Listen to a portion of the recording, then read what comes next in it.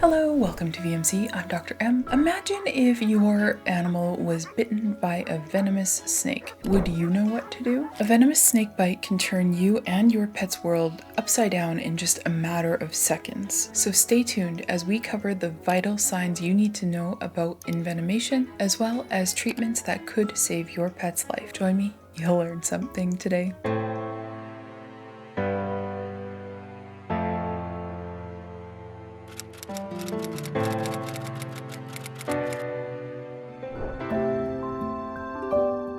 The first thing that you need to understand is what envenomation is, as well as what it isn't. When there is a bite by a venomous animal that releases venom through the bite into the animal that is bitten, this is called envenomation. So it's an instance of poisoning by venom. There are many venomous animals that pose a threat to your pets. Think about things like scorpions and spiders as well as snakes. But today we are going to narrow our focus down to pit vipers, as those venomous snakes are some of the ones that are most commonly encountered by our pets. Now, the pit viper family of snakes includes things like copperheads, water moccasins, rattlesnakes, etc. And when a bite occurs, we often see a lot of swelling. Now, it's very important to understand why this swelling occurs. The swelling occurs because of cytotoxins, myotoxins, and hemotoxins that are all within the venom. It's a very common misunderstanding that people will think it's because of a histamine release. This is incorrect. There is essentially zero histamine release secondary to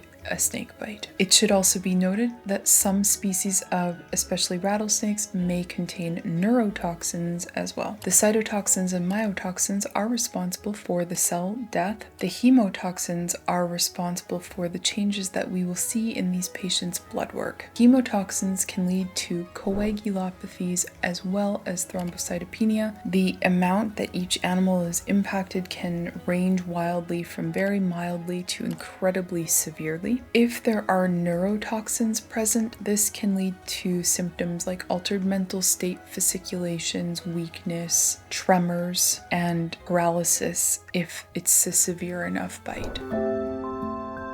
The next thing that's important for you to know are the symptoms to watch out for that we commonly see secondary to an envenomation incident. Immediately, you may see punctures and swelling, redness, bruising where the bite occurred. After time, this will lead to tissue death, i.e. tissue necrosis. As far as body-wide symptoms, we might notice weakness, trembling, mentation changes. Some animals will have vomiting, diarrhea, there might be blood in their stool. Some animals may also experience difficulty breathing and low blood pressure. Severe cases can go into shock. It's very important we remember that this is not anaphylactic shock. It is most often distributed or hypovolemic shocks. Now let's go into what you should do should the worst case scenario occur. Let's say that your animal has received a snake bite. The first thing to do is make sure that your pet is away from the snake before you get close, because we do not want to risk you also receiving a bite. You do want to keep the pet as calm and still and relaxed as is possible. Dry bites where no venom is released can occur, but we need to remember that it's less than 15% of the time. So we need to presume that there has been an envenomation incident. You should also try to get a photo of the snake or video if at all possible. Do not try to capture, transport, or kill the snake, because that risks yourself getting injured. And often snakes are acting in a protective manner. They aren't overtly aggressive. Do remove collars, harnesses, or anything that might be constrictive or restrictive around the animal's body, particularly if it's near to where the bite occurred. Do not apply ice, don't cut the wound, don't try to suck venom out, do not give your pet any medications either. Do call ahead to check if the vet clinic that you are planning on going to has anti-venom in stock. This is incredibly important because because not all vet clinics keep it on hand, and antivenom is a required part of the treatment for the vast majority of pets who experience envenomation. It would be better to drive further in order to get to a clinic that has antivenom rather than waste time at a clinic that does not have the treatment that your pet needs.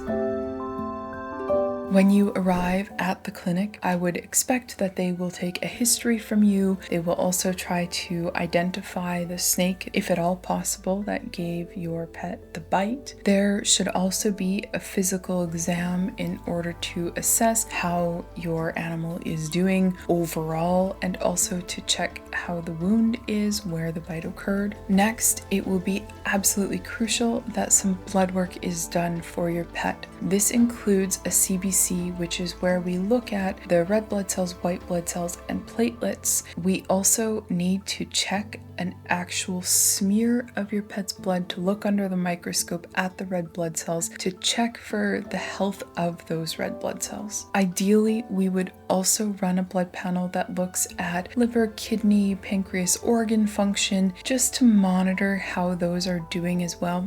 It's sometimes possible that there can be secondary organ damage, so monitoring the health of your animal's organs will also be important. Another blood test that needs to be done is to check how your pet's blood is clotting. There is an increased risk of bleeding after an envenomation incident, and so we need to check clotting times. After it's been confirmed that there has been a snake bite, it will be absolutely crucial that antivenom is administered to your pet. This is done through an IV, and your pet should receive IV fluids anyway as support to help reduce the risk of kidney damage and to help them keep themselves hydrated and reduce the risks of shock occurring. There are a couple different antivenoms that are currently available, and whatever one your vet clinic stocks should be just fine. It's absolutely crucial that antivenom is administered, though. It is the only thing that can neutralize circulating venom that is within your pet's body. Nothing else works. Now, antivenom comes in vials. The number of vials that each individual pet needs varies wildly. Usually we start by giving 1 or 2 if it's a mild or more moderate case of envenomation. If the animal is severely affected, we may give 4 or 5 or 6 vials as an initial course of treatment. Then after they've had their initial antivenom, we will recheck how their blood work is doing, how their physical exam parameters are, how the wound is looking, how the patient is overall, and based on their response to the initial antivenom, they may need additional vials or they might not. Your veterinarian will need to assess how your pet is doing and make the decision based on their individual situation. Along with the IV fluids and antivenom, giving opioid pain management is crucially important. This is a very painful thing for your pet to be going through, and they need pain management as they deal with their snake bite.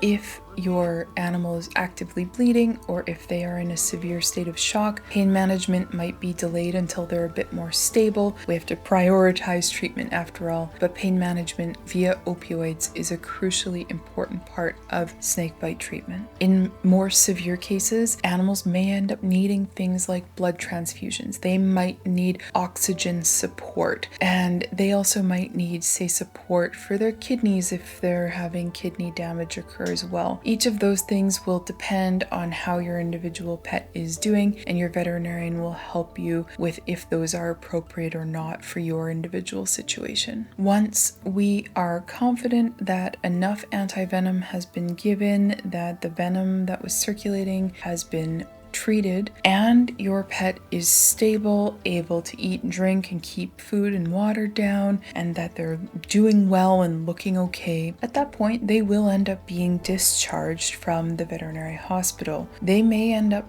having been there overnight or for a couple of days, the length of stay again depends on how severely they have been affected by the snake bite. Once they are discharged, however, pain management is important to continue. Sometimes we will use opioids or fentanyl patches in these situations. It's also important to recognize that often you will need to keep doing wound care at home as your pet's wound heals over time.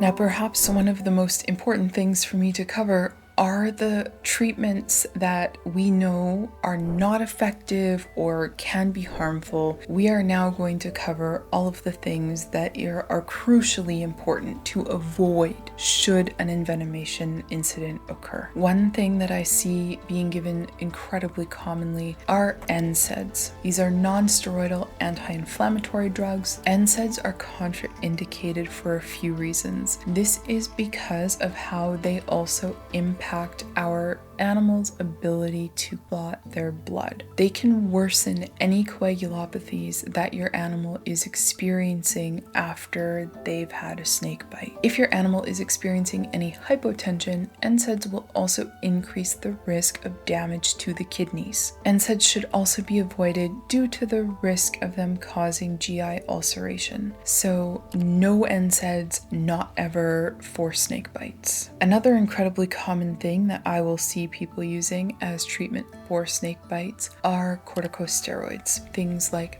prednisone. There are many studies showing that steroids do not help after a snake bite, and they often delay healing and worsen outcomes. They can also cause immunosuppression, which increases the likelihood of a bacterial infection in the wound that we are trying to heal. So for these reasons, steroids are also contraindicated and must not be given. We also don't want to give sub-Q fluids due to the elevated risk that snakebite patients have to experiencing bleeding. The next medication that I commonly see people try and use is an antihistamine like diphenhydramine, aka Benadryl. We know that there's very little to zero histamine release, so this medication will not be effective, and they can cause some changes in mentation, which can be dangerous for the patient and make it more challenging for us to assess how the patient is doing after a snake bite.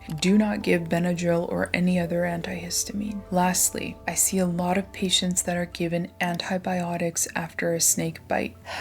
In the vast majority of cases, this is also not appropriate to do. The research that we have shows us that less than 5% of patients that have snake bites will develop an infection. Less than 5%. So 95% or more of snake bites do not need antibiotics, and we should not be administering them to every snakebite patient. This is because it can lead to antibiotic resistance. Antibiotics also commonly cause GI upset, which can make it more difficult for the patient to recover after their snake bite. Antibiotics should not be administered unless there is obvious infection present in the wound. And as a final note, no matter what you read all over the internet, there are no home remedies for snake bites. None. There really aren't. You must get to a vet clinic for antivenom, IV fluids, and opioid pain management as the basics of snake bite treatment. As a final thought, I just want to remind you that being prepared in the event of an envenomation incident can make a significant difference with how your animal does and their likelihood of recovery and how smooth that recovery is. So even calling ahead to vet clinics to see who regularly stocks antivenom could be a good idea. That way, should you be in the situation where you need to go to one, you have a short list of options that you know probably have antivenom in stock. You can call them to double check and then head straight there. As we are coming into summer,